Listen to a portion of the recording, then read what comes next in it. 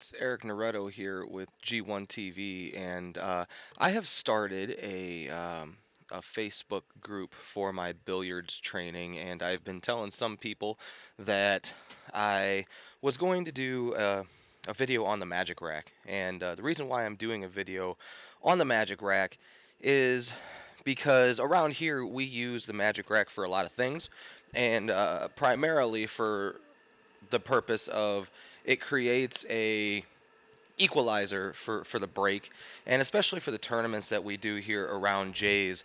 It's crucial that these guys start to understand the break because we haven't really played a lot of nine ball in the past. So the first thing that you really got to understand about it is how it works and why it works the way that it works. So first things first, about the Magic Rack is the Magic Rack is designed, and this is with any template rack, to take the quote fingering out of the rack. So you will see pros, and this is the truth, they've gotten caught in tournaments before when they use the wood rack and they put the rack over the rack. You'll see them come in here and they'll be kind of creating gaps and what's going on.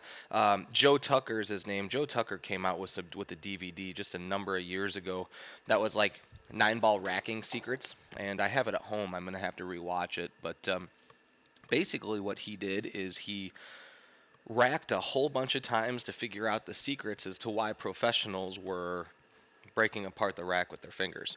So someone came up with the idea to create the Magic Rack. Well, Magic Rack takes the fingering out because the little circles that are on the Magic Rack are designed for a regulation pool ball. And what it does is it makes all balls touch.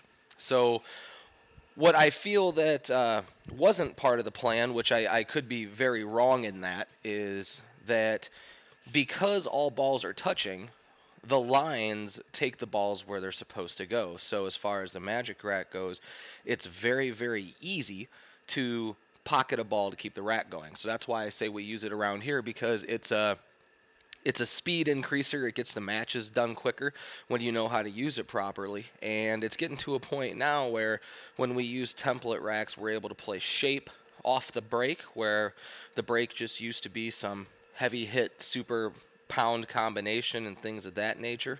So I decided to do kind of a live episode of the Q-tip of the day to try to talk to people about the Magic Rack and why it works. So this is predominantly for beginning type players who are really just looking forward to taking this serious. You know, there are a lot of players my caliber, under me, but definitely above me that know how the Magic Rack works. So the first thing that you always got to do is you always got to make sure that after you put the balls into the Magic Rack, you're taking your fingers and you're making sure that they're all touching. So I would tap the 1 and then tap the 6 and the 4, 7 and the 5 I'd press up against the 9, the 3 and 8 I'd press up against the 9, and I'd press the 2 ball up against the rest of the rack. Now, what I'm seeing is a lot of players dry break, and this template is not designed to have dry breaks. And the reason why players are dry breaking is because of the position of the cue ball. It's not necessarily the speed of the cue ball. We'll talk about the speed in a second. But with my knowledge of the Magic Rack, what I've actually gotten to know, hold on one second here. I'll get some balls so you can see it here. The easiest way to make a ball on either side is somewhere in between two balls off of the rail, and this is where most people will break from the Magic Rack, even a little closer. But we have, I would say, as long as you're within the rectangle. So what I would call the rectangle here is the area that four balls can fit into.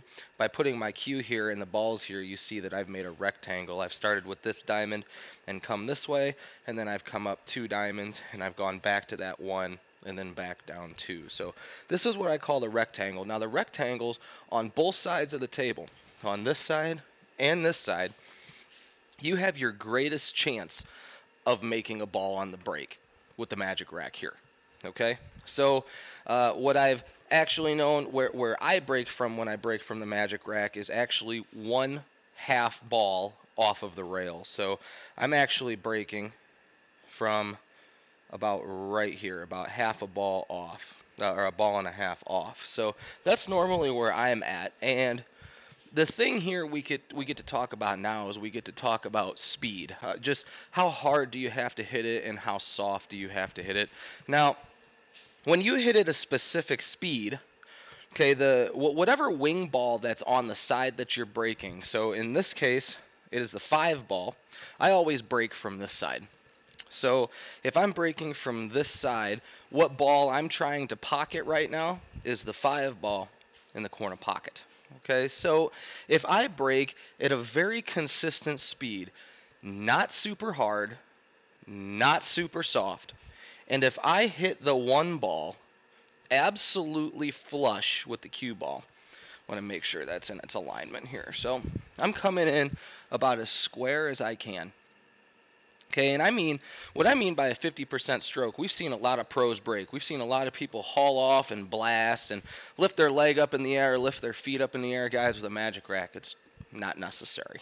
So if I come in from this spot to the 1 ball and I hit it flush, the 5 ball is supposed to go into the corner pocket.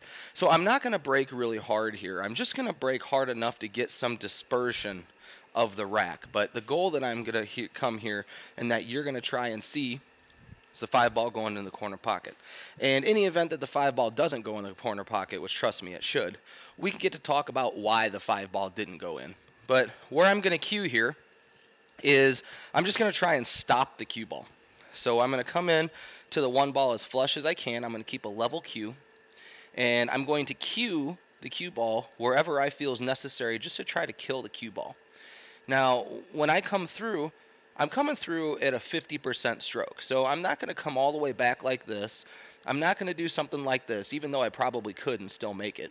What I'm going to do is I'm going to focus on bringing the cue stick back about halfway between my finger here and the cue ball. So it's looking to be about right here. Okay, and now what I'm focused on, no spin, killing the cue ball, and following through strong at 50%. Okay, so you can see the cue ball was coming this way and got kicked into the corner pocket. We can't really take away all the bad juju that comes from a magic rack, but the best way that I can say the reason why I scratched is because I didn't stop the cue ball like I'm supposed to. That rack, I accidentally drew the cue ball. Well, drawing the cue ball winds up getting a scratch, and now you leave the other guy some fantastic out. So, as you can see, I didn't have to clobber the rack, and the 5 ball went directly where I'd planned it to go, and the 1 ball even went in the side. So the 1 ball is more pending on table conditions. I've seen players play the 1 ball high.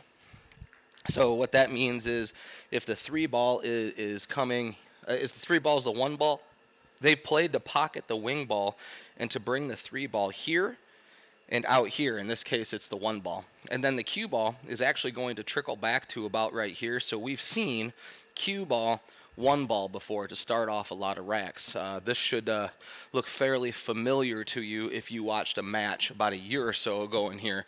We had some awesome example of magic rack breaking in here not too long ago. So let's set these back up. Now, we can have the opportunity to talk about speed here for a second. So as I'm re-racking, actually I'm not gonna go to speed yet. I'm gonna go to position. So let's talk about where to hit the 1 here. So as I'm re-racking, you remember just in the first break here that I hit as flush as I could.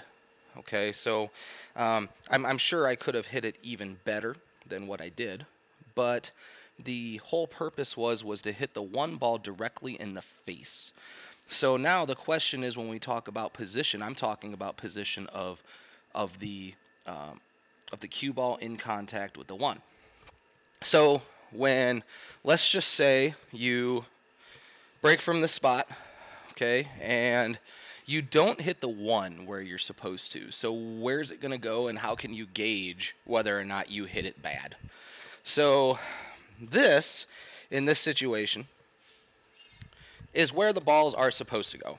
You hit the 1 ball flush, and it sends the wing ball into the pocket. But now, Let's say you follow through really, really, really bad, and you actually strike out here.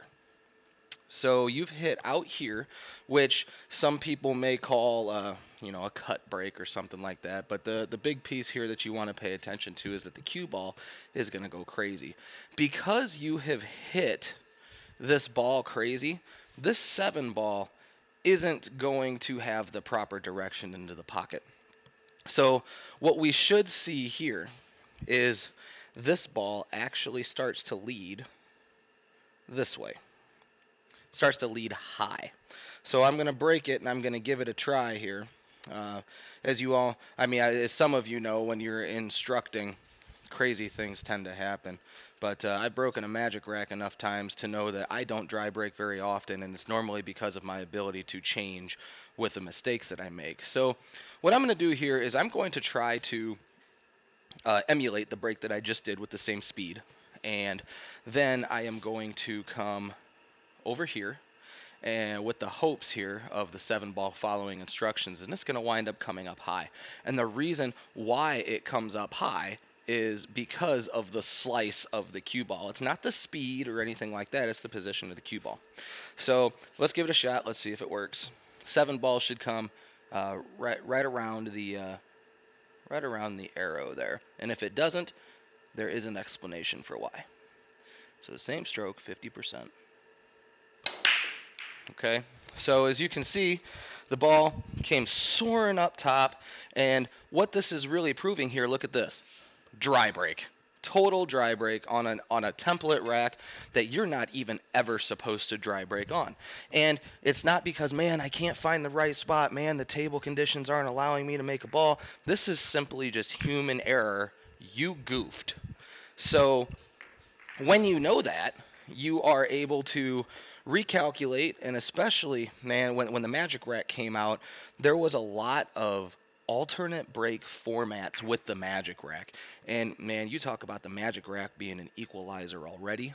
Now letting alternate break, when you get 2 players who know how the Magic Rack works, it's pretty crazy, because now all they're really going to do is exchange break and run. So that it could potentially be the battle of who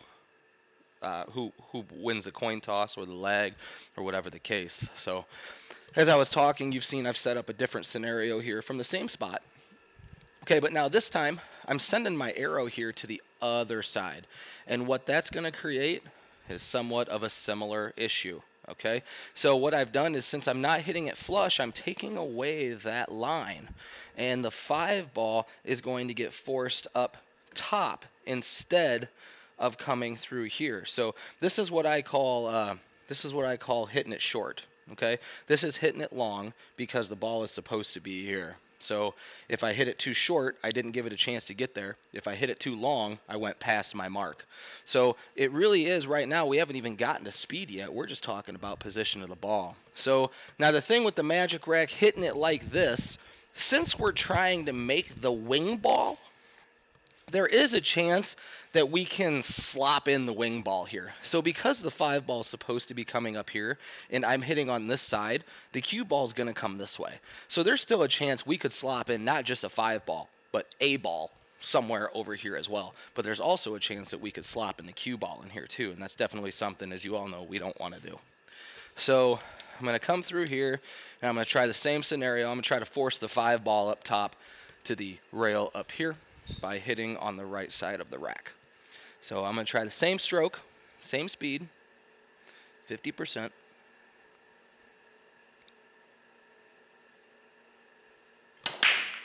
Okay, so it went high. You can see the 5 ball was coming up high, but I got lucky. The 8 ball went here. The 1 ball went here. Okay, so the thing about the Magic Rack is we plan to make a wing ball. Now, we can try to shoot the one in the side. Don't get me wrong. I'm not saying that can't be planned. But we almost always plan, 99% of the time, to make a wing ball. So I've just shown you instances just based on cue ball movement, not even speed. If you hit it in the center, it's supposed to go in the center. If you hit it this way, it's supposed to come high. And if you hit it this way, it is supposed to come short. Now, I think I actually got lucky for the sake of a demonstration. I think I did I make a ball all three times? Now I might have dry broke once, but I mean, what we're seeing here though is if you don't hit flush, the chances of you guys dry breaking is just up through the roof, okay? So if you're going to make a ball consistently on a break, you got to break from the corner, okay? But you also have to hit the head ball flush. Now, I know some people out there saying, well, you can still make balls by breaking in other places, but what I'm here to tell you is your chances are greatly reduced. Especially on a bar table with all kinds of congestion and things like that. My experience with a Magic rack is predominantly on a bar table. So if you are a 9 foot player and you're saying this guy's psycho, he has no idea what he's talking about, just so you know, I'm a predominant bar table player. Grew up on a 9 footer, but these things weren't around when I was playing on a 9 footer. So there's your first discussion about the Magic rack as far as it goes with like just the position play. But now let's take speed into effect. Okay? So when we start talking about speed, you know that based on these arrows that we had already talked about, a 50% stroke hitting the one ball flush will pocket, in this case, the 6 ball into the corner pocket. So what we need to know now is how hard can I hit it and get away with it? So on strong conditions, the table is going to tell you whether you're hitting hard or too soft. So this is where it's supposed to go. If I hit flush and the 6 ball comes up high, I've hit it too hard. Okay, now if the 6 ball comes up here to the low part of the table, I've hit the ball too soft. So now when you come into this, you can kind of gauge here, and it's not, I wouldn't necessarily say it's the speed of the cue stick, because for an example, I was in a tournament in here, just the last 9 ball tournament that we had, and what I was doing was I was breaking with a 50% stroke on this table and making the wing ball every time. On the other table that's in here, I was coming up to this spot every time, doing the same exact thing. So I started to question why. And what I determined was the factor was actually the hardness of my tip. So it's not necessarily the speed of the cue we're talking about. We're talking about the hardness of the hit of the one ball that could change these lines, because I broke with a 50% stroke, the same stroke with my shooting cue on the far table, and I pocketed this ball in the corner every single time after that, but I couldn't do it with my break cue. And the only thing that I can say to that is my break cue has a harder tip than my shooting cue. So it taught me something, that we're not necessarily talking about the velocity and the swing of the cue.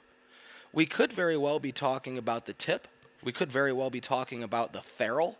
Anything that goes in here that may cause deflection or a different type of hit into the one ball can change how the wing ball is moving all the way across the pool table. So, like I said, the harder that you hit it, the higher of a chance you're going to start to pull the ball this way if you're hitting it flush. Now, I want you to think for a second, what if you hit it brutally bad, okay, while you're hitting 100 mile an hour? The first thing you're going to probably see is the cue ball glance off the one and skip off and break Jay's popcorn machine over here.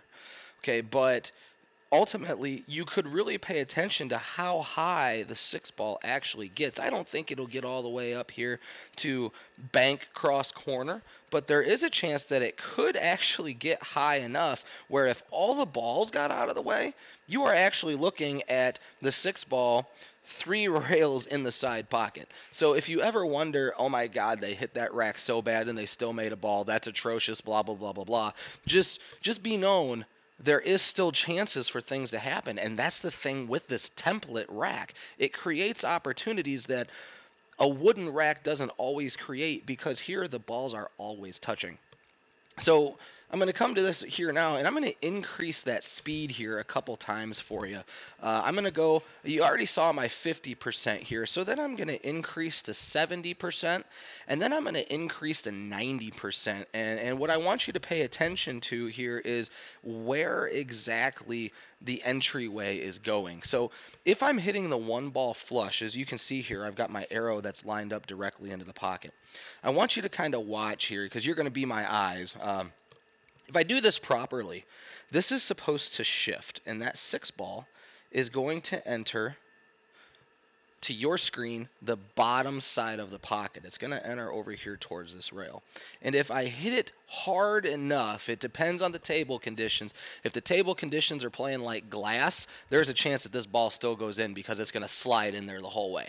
Okay, but if there's any humidity to where that line's gonna stay tight, you're gonna see it come up short. Okay, so here's gonna be one about 70%, a little harder. And if you're asking how are you gauging your break, I'm gauging my break by how far I'm pulling back my cue stick. So if this is 10%, this is 50%, that's gonna be about 70%, and then my 90 is gonna be back here. So I'm going to try to hit this flush with a 70% stroke. And let's see if I can get that ball to pull up a little further. You're going to be the judge of that because I'm not going to be able to see it from here. So what I'm going to do here is I'm going to pull back to my 50. Okay, and then I'm going to come back just a little more to a 60. And then I'm going to find that 70 spot. And I'm going to kind of let it rip. And just watch here. It's supposed to, but if it's glassy, might not. So here we go. Okay, so you can see I made the wing ball. So we still follow the idea that the wing ball is going to go in. You're just going to have to be the judge as to whether or not that actually worked because I can't see it here. So now I'm going to reset these up and I'm going to break a little harder. You're probably going to see me get a little more animated because I'm going to try to generate to about 90% of my power. And we're going to try to see again whether or not I can get that ball to come up a little higher for you. So, and the reason why I'm only showing higher, guys, is because the table conditions hitting so soft. I'll show you some softer speeds in a second, but I mean, man, how soft you can really hit a magic rack and make a ball in the break's kind of psycho. So this is where that ball was supposed to end on this side of the pocket here. So I'm going to increase to 90 now, and I'm not necessarily looking for something that's going to be like all the way up here. What I'm really looking for is the entryway for the 7 into the pocket where potentially it's going to rattle. Okay, so that's going to prove that my philosophy is still getting closer to working. And I'll show one more before I hit the slow speeds to kind of show you that what I'm talking about works here. So here's a shot. I'm going to try to pull about 90%. So like I said, if you get to see me break, I know that camera cuts about right here. You might see me get a little more animated with the cue, but I'm going to try to put a little bit of oomph into this. So maybe we can pull that 7 ball high. So there's about 90 for me. Okay, and just for your wondering if you can see that, 100 for me, I call it an irrational break.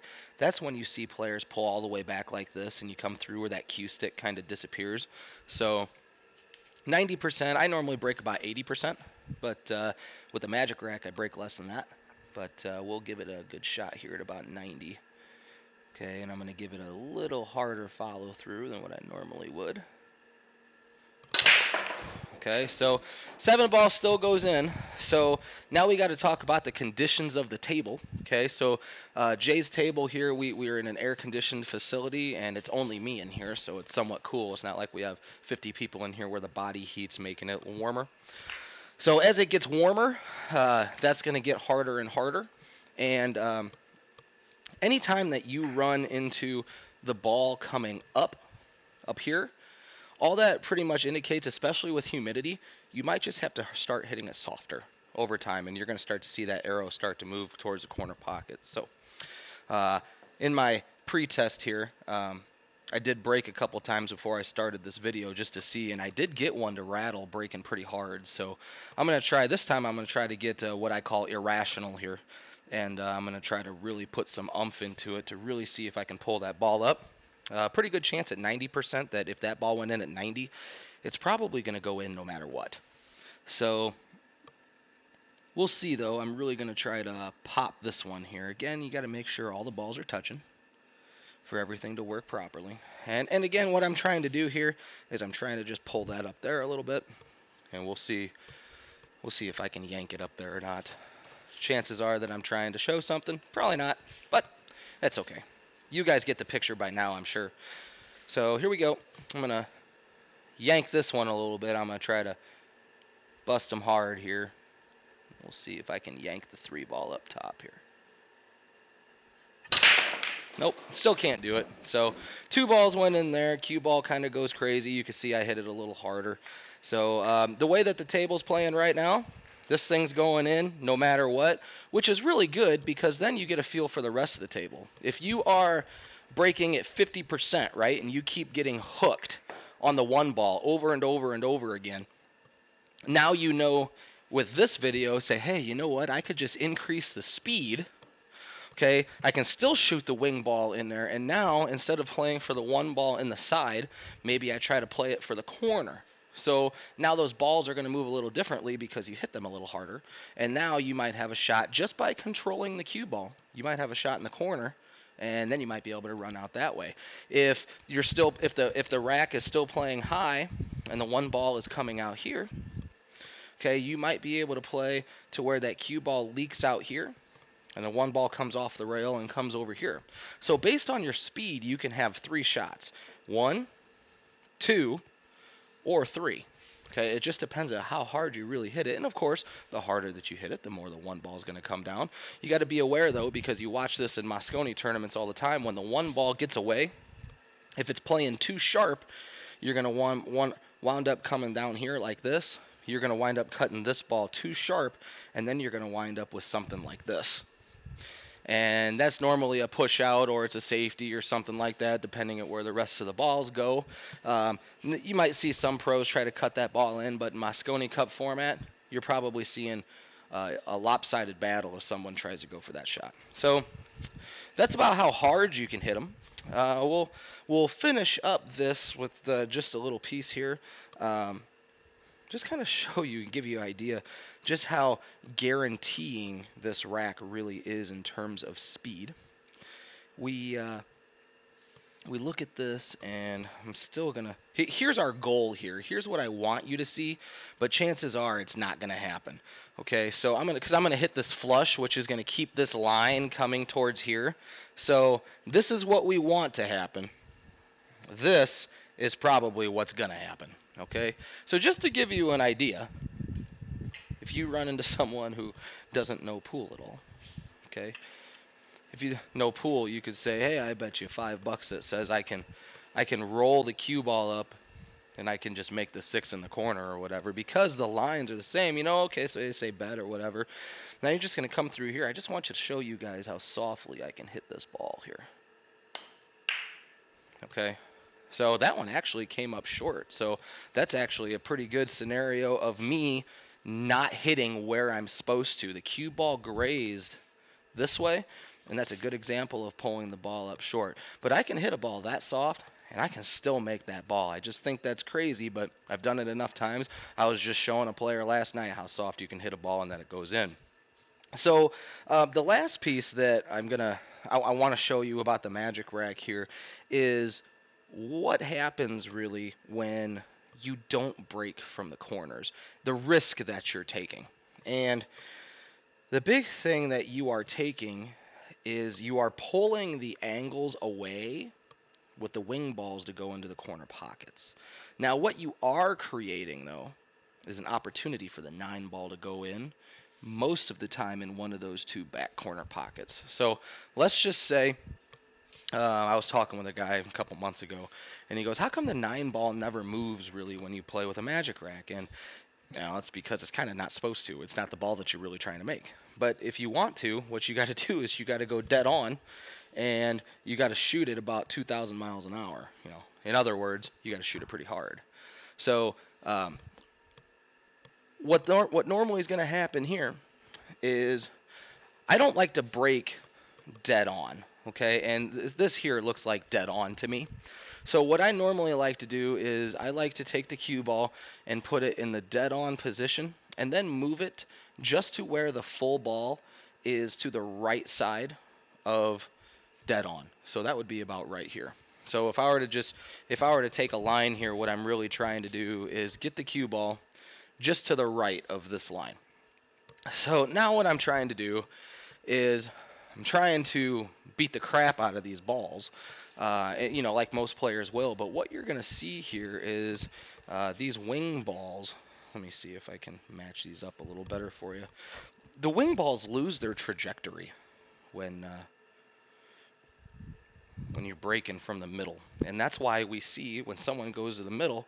I made the comment in a commentary booth last night that breaking from here is probably the worst thing you can do because all the lines just kind of disappear. So this is where you're depending on luck to make a ball. So you're probably going to see the 5 ball shoot up here, the 4 ball shoot up here, and if I make a ball on the break, chances are it's going to get kicked in by another ball.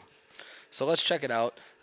I've always broken hard from here, so I'm just going to kind of pull back and give a nice power hit into the rack and watch the 4 and the 5 ball. Let's see where they go. Okay, so they both came up short. You see the 9 ball goes crazy. I made 2 balls, but look, they both got kicked in. They didn't have a natural reaction into absolutely anything. Just so happens this rack, if you're a confident banker, you bank the 1 ball cross side, you've got strong shape on your 4, and you're probably out of the rack, really. You can maneuver to get to the 6. You can shoot a 6-9 combo if you're gutsy. There's a whole bunch of things that you can do here. So hopefully you've liked this. I feel like I'm leaving a piece out, and you know what? We're just going to try it because I've actually never tried this before, but it'll be a good experience for you and for me. What if we're breaking in the middle and you don't hit that hard? So what if actually happens? Do the wing balls, since we're hitting softer, do they come higher?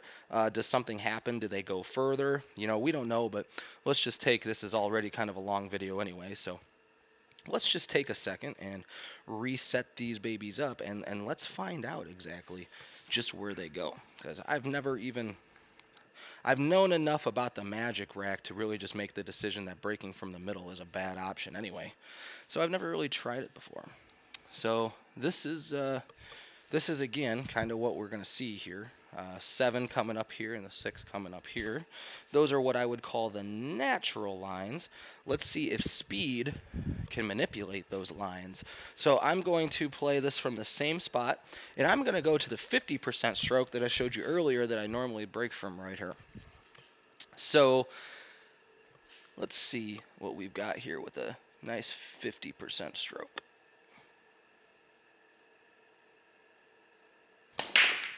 Okay, so I shot the 6 ball in there that time. But now look at the congestion that arises from hitting everything full. Again, the 9 ball didn't move. So that's maybe something that you want to work on to put in your arsenal. I think I'll just stick with my corner knowledge because, again, folks, breaking from the corner, playing a Magic Rack, really think here, guys. They use a template rack, okay? They use, I think, the AccuRack at the Mosconi Cup. And really think about it. How often do you not see those players break from the corner? There's a reason why they break from the corner, and that's because that wing ball is set to go in and they're trying to play shape off the rack for the 1 ball. So hopefully you've liked my tutorial of the Magic Rack. I've been thinking about doing it for a long time, and to be honest with you, before someone asks, does it work with the Turtle Rack? That is a phenomenal question. I would assume the answer is yes, but I'm not fully sure because I have never used a turtle rack before in my life. So anything that isn't a diamond, I am not sure if it works, but I'm assuming if you can use a turtle rack has a circle in it, and it still sets up the same way, this is probably going to work either way. So I hope everybody has had a good time with this, and I hope you have gained more knowledge from this. And if you like what you see, I do need you to do me a favor. I need you to go to Facebook, and I need you to type in G1 Eric Naretto Billiards Instructor. And then I need you to like that page because that's normally where all of these Q tips of the day are going to be from. Every once in a while, I'll get on here if I need a nice angled view of the table, but most of the time, it'll probably just be from my cell phone. It's just easier that way.